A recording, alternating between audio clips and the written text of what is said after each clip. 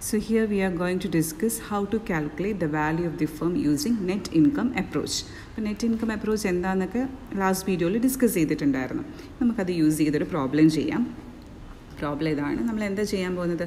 Value of the firm calculate ചെയ്യാൻ പോവുകയാണ്. അപ്പോൾ വാല്യൂ ഓഫ് ദി ഫേം എങ്ങനെയാണ് കാൽക്കുലേറ്റ് ചെയ്യേണ്ടത്? വാല്യൂ ഓഫ് ദി ഫേമിനൊരു ഫോർമുലയുണ്ട്. നെറ്റ് ഇൻകം അപ്രോച്ച് പ്രകാരം value of the firm equals S plus T. S means market value of equity and T represents market value of debt. നമുക്ക് നോക്കാം നമുക്ക് തന്നിരിക്കുന്ന question എന്താണെന്ന്. A Limited is expecting an annual EBIT of rupees 2 lakh. Annual EBIT എന്ന് പറഞ്ഞാൽ ആ വർഷത്തെ profit ആണ്. EBIT means earnings before interest and tax. അതായത് ഇൻട്രസ്റ്റ് എന്ന് പറയുന്ന എക്സ്പെൻസും ടാക്സ് എന്ന് പറയുന്ന എക്സ്പെൻസും ഡിഡക്റ്റ് ചെയ്യുന്നതിന് മുന്നേ ഉള്ള പ്രോഫിറ്റ് ആണ് 2 lakh. So EBIT means the profit, or it's otherwise known as earnings before deducting interest and tax expense. So the company has 8%, the company has 8% debentures of rupees 5 lakh. അപ്പോൾ അവർക്കൊരു debt ഉണ്ട്. അതായത് 5 lakh rupeesൻ്റെ ഒരു borrowed fund ഉണ്ട്, അതായത് debentures. അതിന് കൊടുക്കേണ്ട interest എന്ന് പറയുന്നത് 8% ആണ്. ഈ ഡിബെഞ്ചറിൻ്റെ അല്ലെങ്കിൽ ഈ ഡെറ്റിൻ്റെ ഇൻട്രസ്റ്റ് റേറ്റ് എന്ന് പറയുന്നത്. Then cost of equity capitalization rate is 10%. അതായത് കോസ്റ്റ് ഓഫ് ഇക്വിറ്റിയും തന്നിട്ടുണ്ട്. കോസ്റ്റ് ഓഫ് ഇക്വിറ്റി എന്ന് പറയുന്നത് 10%. And you are asked to compute the value of the company and overall cost of capital. അപ്പോൾ നിങ്ങളോട് പറഞ്ഞിരിക്കുന്നത് ഇത് ഓരോന്നിൻ്റെ സ്പെസിഫിക് റേറ്റ് അല്ലേ തന്നിരിക്കുന്നത്, ഓവറോൾ കോസ്റ്റ് ഓഫ് ക്യാപിറ്റൽ അല്ലേ തന്നിരിക്കുന്നത്. കോസ്റ്റ് ഓഫ് ഡിബെഞ്ചറും തന്നിട്ടുണ്ട്, കോസ്റ്റ് ഓഫ് ഇക്വിറ്റിയും തന്നിട്ടുണ്ട്. അപ്പോൾ ആദ്യം നിങ്ങളോട് വാല്യൂ ഓഫ് ദി ഫേം കണ്ടെത്താൻ പറയുന്നുണ്ട്. അതിനുശേഷം ഓവറോൾ കോസ്റ്റ് എന്ന് പറയുന്നത് രണ്ടും കൂടെ ചേരുന്നത്, കോസ്റ്റ് ഓഫ് ഇക്വിറ്റിയും കോസ്റ്റ് ഓഫ് ഡെറ്റും കൂടെ ചേരുന്ന ഓവറോൾ കോസ്റ്റ് ഓഫ് ക്യാപിറ്റലും കാൽക്കുലേറ്റ് ചെയ്യാൻ പറയുന്നുണ്ട് ക്വസ്റ്റ്യനിൽ. ആദ്യം നിങ്ങൾ എന്ത് ചിന്തിക്കണം? Value of the firm. എങ്ങനെയാണ് വാല്യൂ ഓഫ് ദി ഫേം കണ്ടെത്തേണ്ടത്? Value of the firm equals S plus T. S means market value of equity plus market value of debt. അപ്പോൾ മാർക്കറ്റ് വാല്യൂ ഓഫ് ഇക്വിറ്റിനെ കുറിച്ച് ഇവിടെ ഒന്നും പറയുന്നില്ല. ക്വസ്റ്റ്യനിൽ ഡയറക്റ്റ്ലി തന്നിട്ടില്ലല്ലോ, മാർക്കറ്റ് വാല്യൂ ഓഫ് ഇക്വിറ്റി തന്നിട്ടില്ല. അപ്പോൾ മാർക്കറ്റ് വാല്യൂ ഓഫ് ഇക്വിറ്റി തന്നിട്ടില്ല എന്നുണ്ടെങ്കിൽ ഞാൻ നിങ്ങളോട് പറഞ്ഞിട്ടുണ്ടായിരുന്നു, you need to calculate market value of equity. Market value of equity കണ്ടെത്താനുള്ള ഫോർമുല എന്താണ്? ഒന്നിൽ EBIT minus I divided by KE, അല്ലാന്നുണ്ടെങ്കിൽ EBT ഡിവൈഡഡ് ബൈ KE.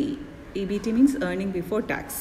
നമുക്ക് നോക്കാം. അതാദ്യം EBT കണ്ടെത്താം. EBT എങ്ങനെയാണ് കണ്ടെത്തുന്നത്? Earning before interest and tax തന്നിട്ടുണ്ട്, EBIT തന്നിട്ടുണ്ട്. EBIT എന്ന് പറയുന്നത് 2 lakh ആണ്. EBITൽ നിന്നും എന്തിനെ മൈനസ് ചെയ്യുമ്പോഴാണ് EBT കിട്ടുന്നത്? ഇൻട്രസ്റ്റിനെ അങ്ങ് മൈനസ് ചെയ്ത് മാറ്റണം. ടാക്സ് അവിടെ തന്നെ കിടന്നോട്ടെ. ഇൻട്രസ്റ്റ് എന്ന് പറയുന്ന എക്സ്പെൻസിനെ അങ്ങ് മൈനസ് ചെയ്ത് കളയുമ്പോൾ നമുക്ക് എന്ത് കിട്ടും? ഏർണിംഗ് ബിഫോർ ടാക്സ് കിട്ടും. So less interest. ഇൻട്രസ്റ്റ് എന്തിനാണ് കൊടുക്കേണ്ടത്? ബോറോഡ് ഫണ്ടിനല്ലേ ഇൻട്രസ്റ്റ് കൊടുക്കേണ്ടത്. Borrowed fund in this question is 5 lakh rupees debentures. Debenture worth 5 lakh ആണ് ഇവിടുത്തെ ഡെറ്റ്. ആ ഡെറ്റിന് നമ്മൾ 8% ഇൻട്രസ്റ്റ് കൊടുക്കണം. So 5 lakh times 8% equals 40,000. അപ്പോൾ ഇൻട്രസ്റ്റ് കിട്ടി. 2 lakhൽ നിന്നും, അതായത് EBITൽ നിന്നും ഇൻട്രസ്റ്റിനെ മൈനസ് ചെയ്യുമ്പോൾ നമുക്ക് എന്ത് കിട്ടും? EBT കിട്ടും. അപ്പോൾ EBT നമ്മൾ കാൽക്കുലേറ്റ് ചെയ്തെടുത്തു. ഇനി നമുക്ക് എന്ത് കാൽക്കുലേറ്റ് ചെയ്യാം? Market value of equity. Market value of ഇക്വിറ്റിയുടെ ഫോർമുല S ഈക്വൽസ്, S എന്ന് പറയുന്ന market value of equity equals EBT divided by KE. അതായത് EBT എന്ന് പറയുന്നത് 1,60,000 നമ്മളിപ്പോൾ കാൽക്കുലേറ്റ് ചെയ്തെടുത്തു, ഡിവൈഡഡ് ബൈ KE. ക്വസ്റ്റനിൽ തന്നിട്ടുണ്ട് capitalisation rate, equity capitalisation rate അല്ലെങ്കിൽ കോസ്റ്റ് ഓഫ് ഇക്വിറ്റി, അത് 10%. അതായത് 1,60,000 ഡിവൈഡഡ് ബൈ 10% ഞാൻ ഡെസിമൽ ആക്കി എഴുതിയപ്പോൾ 0.10 എന്ന് വന്നു. 10/100 ആണ് ഈ 0.10 ഈക്വൽസ് 16 lakh rupees. അപ്പോൾ മാർക്കറ്റ് വാല്യൂ ഓഫ് ഇക്വിറ്റി എന്ന് പറയുന്നത് എത്രയാണ്? 16 lakh rupees ആണ് മാർക്കറ്റ് വാല്യൂ ഓഫ് ഇക്വിറ്റി. അപ്പോൾ നമുക്ക് കിട്ടിയല്ലോ, ഇക്വിറ്റിയുടെ മാർക്കറ്റ് വാല്യൂ കിട്ടി. ഇനി നമുക്ക് എന്ത് കണ്ടുപിടിക്കാം? വാല്യൂ ഓഫ് ഫേം കണ്ടുപിടിക്കാം. വാല്യൂ ഓഫ് ഫേമിൻ്റെ ഫോർമുല എന്താ? S plus T.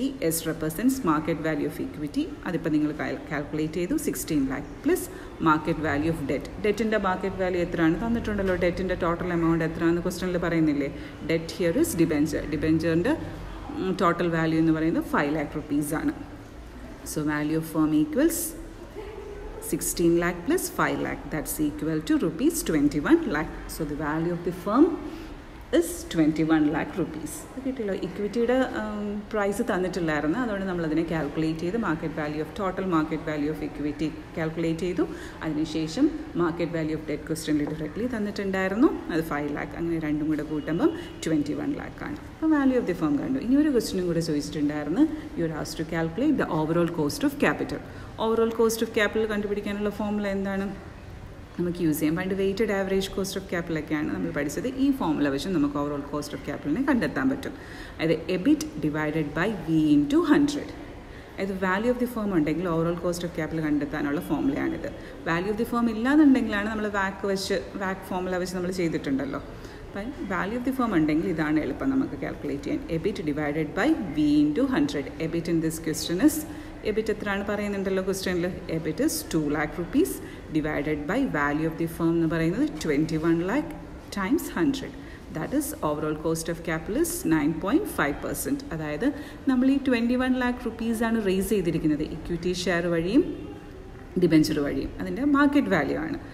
അതിന് out of 21 lakh we will get earnings of എത്ര ഏർണിങ്സ് ആണ്. അപ്പോൾ ഇത്രയും രൂപ ഇൻവെസ്റ്റ് ചെയ്യുമ്പോൾ നമ്മുടെ ഏർണിങ്സ് എന്ന് പറയുന്നത് 2 lakh rupees ആണ്. അതായത് earning before interest and tax. ഇൻട്രസ്റ്റും ടാക്സും ഒക്കെ പേ ചെയ്യുന്നതിന് മുന്നേ നമ്മുടെ ഏർണിങ്സ് എന്ന് പറയുന്നത് 2 lakh rupees ആണ്. അത് എത്ര പെർസെൻറ്റേജ് ആണ്? It is 9.5%. So the overall cost of capital of this firm is 9.5%. ഇപ്പോൾ ഓവറോൾ കോസ്റ്റ് ഓഫ് ക്യാപിറ്റലിൻ്റെ ഒരു ഫോർമുല, പുതിയൊരു ഫോർമുല നമ്മൾ പഠിച്ചു.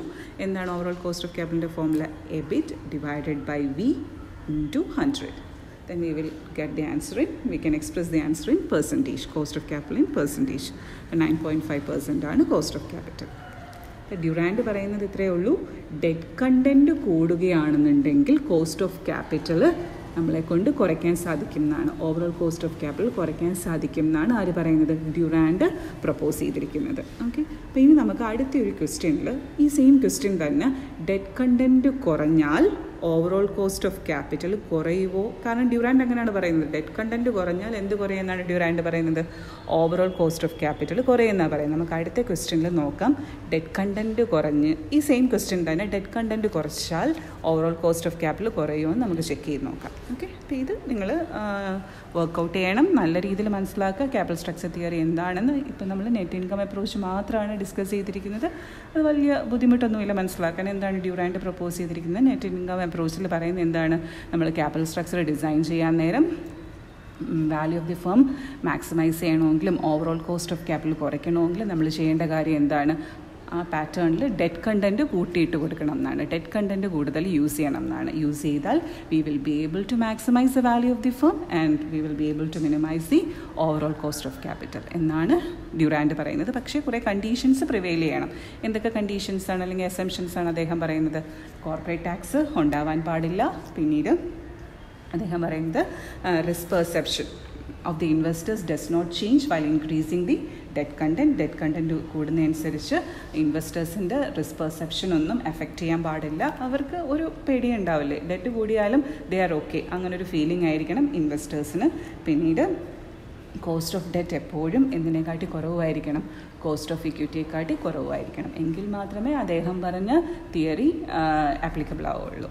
ഓക്കെ, അപ്പോൾ ഇനി അടുത്ത ഒരു പ്രോബ്ലത്തിൽ നമുക്ക് നോക്കാം ഡ്യൂറാൻഡ് പറയുന്നത് സത്യമാണോ അല്ലയോ എന്ന്, അദ്ദേഹത്തിൻ്റെ തിയറി കറക്റ്റാണോ അല്ലയോ എന്ന്. അദ്ദേഹം പറയുന്ന മെയിൻ പോയിന്റ് ഇതാണ്: ഡെറ്റ് കൂടുന്നതനുസരിച്ച് cost of capital, overall cost of capital 0.5% കണ്ടുപിടിച്ചില്ല, അത് കുറയുമെന്നാണ് പറയുന്നത്. ഓക്കെ, അപ്പോൾ ദാറ്റ്സ് ഓൾ.